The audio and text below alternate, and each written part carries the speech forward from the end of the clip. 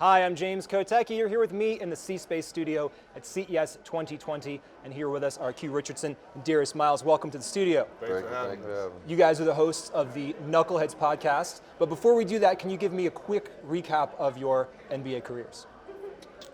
I guess I'd say for me, we both got drafted in 2000. I played 4 years for the Los Angeles Clippers, then played 1 year for the Phoenix Suns, then 4 years for the New York Knicks, then 1 year for Miami Heat, then 3 years for Orlando Magic, and I finished up a playoff run with the Knicks, and that was it. Me, I'm straight out of high school, got drafted by the Clippers, as Q said. Played 2 years with the Clippers, year and a half with Cleveland, and 7 years with Portland. And I had a year with Memphis and a training camp with Boston. So both great NBA careers, and now you're interviewing NBA players, mostly former players, I think, on your podcast, Knuckleheads. Is it former and current players? Yeah, it's everything. Yeah. It's current players, former players, and then you know other sports, other celebrities, entertainers, or whatever. Just a little bit of everything sprinkled in there. And you're interviewing people like Kobe Bryant, Kevin Durant, Steve Nash. Is it easy-ish for you guys to get guests at that caliber because of your experience, or is it still challenging to get that kind of guest? I would say it's been relatively easy for us. It's been a good scenario because we are players and those are our peers. So a lot of those guys we have pre-existing relationships with, and some of the guys that we don't have relationships with, we know somebody who really knows them well, so we can get in contact with them really easy and make it happen. Yeah. Darius, your first question on every episode is, I believe it's you, right? When you first got to the NBA, who was the first person to bust your ass and basically say, hey, welcome to the league, right? Yeah. Why do you love that question so much? Because that's the first thing, that's one of the things I remember when I first got to the league, like who was the first person to like give me work, and I just wonder everybody else, like who was that person that kind of like made you realize like this is the best league ever, and everybody out here can really play, so I wanted to know who was everybody picked. And everybody has somebody. I don't care who you are. If you played basketball at some point, somebody, you remember who tuned you up. I peaked in 8th grade, but I do have a few people that I can That's remember. what I'm saying. That's what I think, because when he first did it, I was against the crowd. I was like, don't ask every time. And he was like, nah, I'm asking every time. So then it was like, the fans started to say, this is the best question on the show. So then I looked at him and said, there you go. I was talking crazy, and it's the best question on the show. Yeah, he used to give me a hard time about that question. I did. It opens people up, I think, and it sets the tone for your podcast, which is very, very conversational, very casual. But I want to ask you guys, because you made the transition from being players to now media hosts. Can you remember when you joined the NBA and you were being interviewed all the time on the other side of the mic? Was there a media interview that kind of busted your ass or kind of showed you some clarity about what you were in for? Just shit, every interview in general, because I was fresh out of high school, so I didn't have no type of media training, articulating my words the correct way, or I still had a country slang to me, so it was like every interview, when you got me talk a little bit more than 4 or 5 questions, it was like I was drifting off to a whole nother realm. Yeah, for me it was,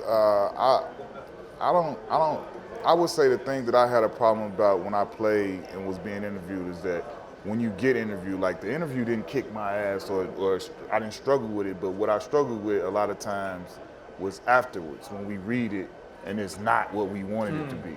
And so I think we took, that's one of the main things we try to do with our show. We try to make sure that when we talk to our guests, the athletes, whoever they are, we want them to feel as good as we do about the interview. So we let them know the whole time if it's something that you felt you didn't like or you didn't do right or you didn't sound right, just, hey, we'll cut it and we'll go over. Like, we don't want we want, when the product is finished and done, we want that person to feel as good as us and tell everybody they know, go check out my interview on this and that because it was great. Yeah. That's how we felt throughout our career. Like when people got an interview, we felt like they got it right.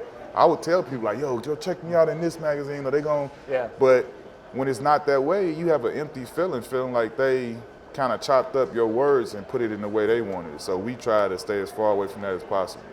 Do you see yourselves as reporters, journalists, media people, or do you not see yourselves that way? No, because I don't go that hard.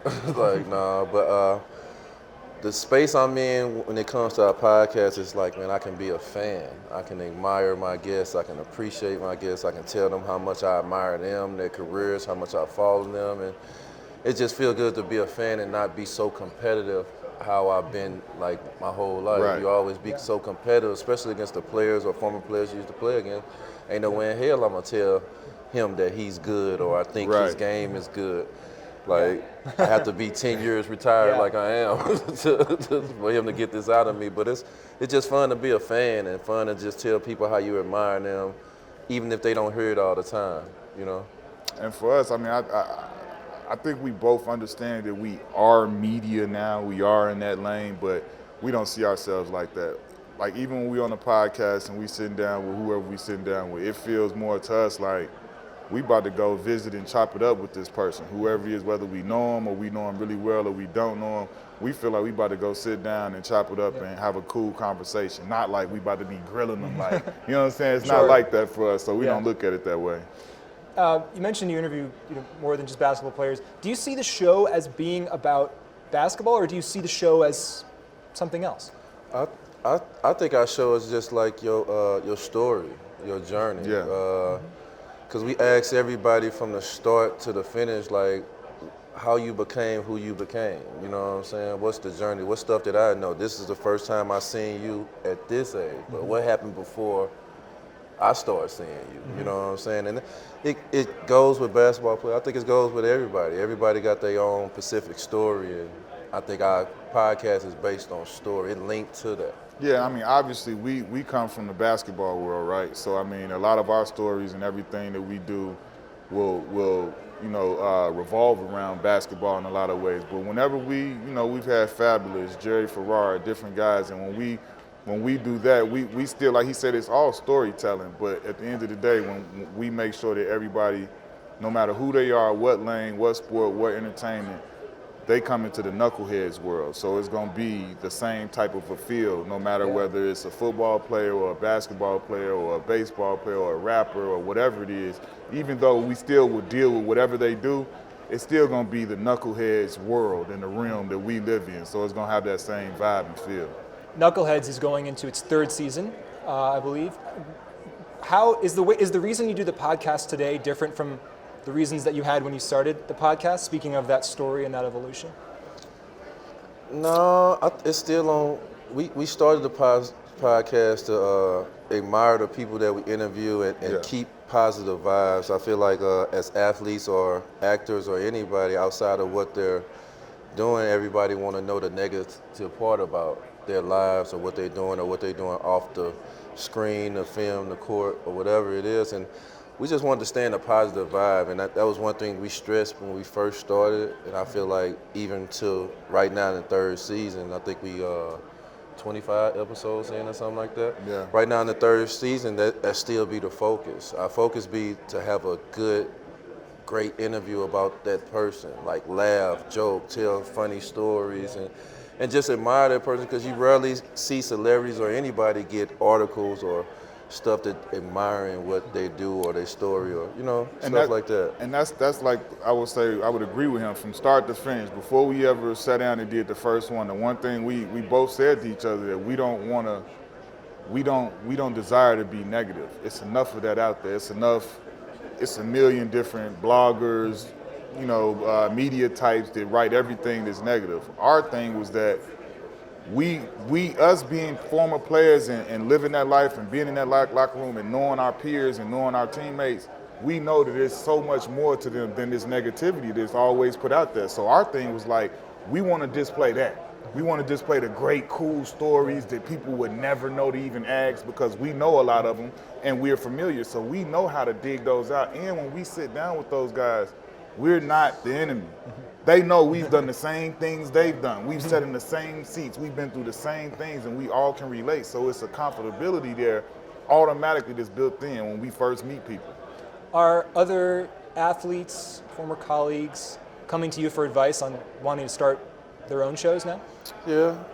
Well, they come to Q a lot more because I'm not social media savvy or they don't really see me as much as they see Q, but.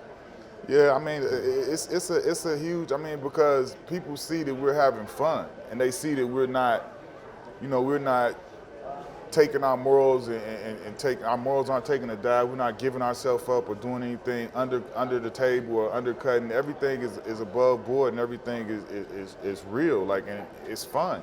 Like, you can see when we are in the interviews and we're talking, we have a good time doing it. The people that we're with, they have a good time. And so a lot of people, I mean, everybody that come to me, they're not just asking me like, how you start a product. They just want to know, like, man, like, how did you and D even get into doing whatever? How did y'all figure? Because like that's one of the biggest things about, all of us ex-athletes and professionals. Like, we were just talking about it earlier, like, we have to make it pro, right? We have to make it to the NBA and become a pro athlete and be the best at your business. And then when your career is over at that, if you're not a Kobe, a Michael, or a D-Wade, or a Shaq, or somebody, you got to start all the way over at the bottom and go pro again. And you got to make it pro again. So, like, that's literally what we've done. Like, thank God that we were, able to have Player Tribune and great people behind us working with us and helping us. But, like, we legit had to leave the NBA, start over, and like, find a way to go pro again. So, like, now that this is our third season in Knuckleheads and we feel like we're getting we got a good backing behind us, like, we can legit say, like, we've made it pro in our second career. And that's very hard to do. Like, it's not something, because we have peers and, you read stories about people struggling after they finish sports and stuff like that. So it's not something that's easy. And it wasn't easy for us. Like, you know what I'm saying? Before we got to this, we had our trials and tribulations as well. Yeah. Well, speaking about having fun, I've had a lot of fun in this interview, so I really appreciate you both being here. Darius Miles Thank you. and Q Richardson, thank you so for much for having me. being here. And Knuckleheads, check us out. Check us out. Players Tribune. We everywhere. Wherever you download podcasts, come rock with us. Hennessy. Yak. yes, I love it. Always got to be promoting your podcast, and we are very much in favor of that here at the C-Space Studio. I'm James Kotecki here at CES 2020. Keep it right here because more great conversations are just ahead.